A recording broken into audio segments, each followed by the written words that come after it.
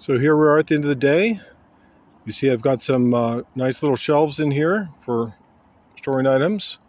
Nice place to sleep, insulated, warm, and most important, I've got electricity. So I'll be able to power my laptop and cell phone and get some work done. It's rather comical. I had to go to a meeting today, and to make it on time, I had to pull the Mighty Tiny up East Cypress, which is a hill. I never really knew that. I was barely able to make it there in time, and I arrived, and at a school you're supposed to get cleared with ID. Of course I didn't have ID. So thankfully a teacher was there to meet me and escort me in, and so that worked out. I was able to make the meeting. I was a little hurting for water today, having to stop and eat snow, but I was able to make it to the river and fill it up, and I'm getting filtered water now as we speak.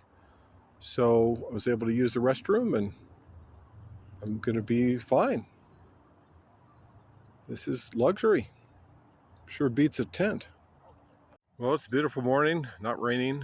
I was able to bathe in the Sacramento River and get a nice early start to the day. A lady said was getting rid of this, and she just had the picture on the box, and I was like, How's the chili, Keith? Great. It's awesome. Best chili ever. Good morning, Jackie. You know, these never tasted so good. I'm telling you, these are the something that people can move quickly so they can get out of there, because a lot of times the people have a campment and they get red tagged, meaning they have to move their tent or have it destroyed, and then after 3 days they come and they look at the claw and it's all gone and it's all in the landfill and they have to start all over again. But with something like this, they can just leave. Got some good food in the park today, and went to a meeting at the Garden of Hope, and then I went to the library to use the bathroom and bumped into somebody I knew. To shower and get ready for church, I had to run across the parking lot in my underwear and soap up and rinse off with the hose. So hope nobody saw me. So I'm freshly showered and ready to go to church.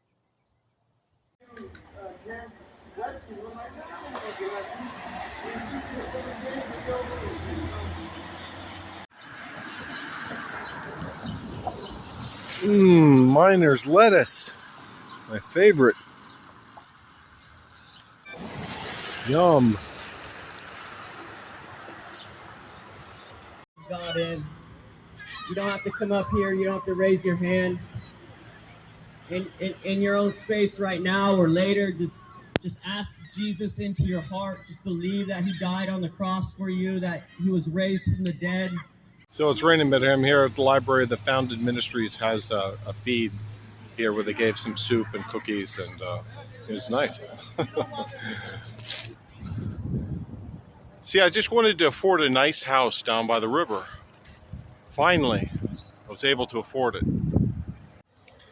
After 3 days here on the streets, I begin to understand what it feels like and what helps somebody to become accustomed to such a situation.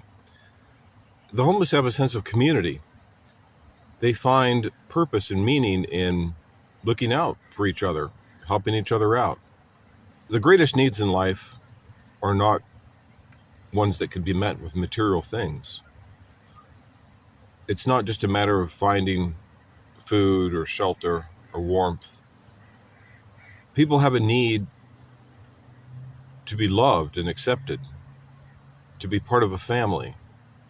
The homeless need safe places where they can go to use the bathroom, to take a shower, to wash their clothes, to get some hot coffee and a snack, to charge their phone, and maybe sleep on a sofa.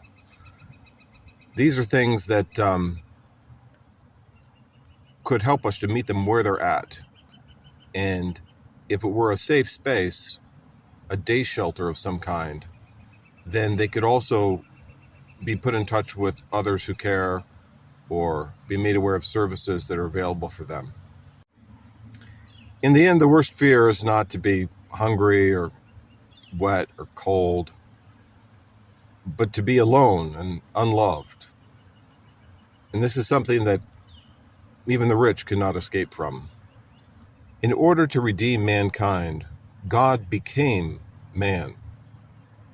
We also need to identify with our fellow human beings and bridge the gap in a way that we can rehabilitate them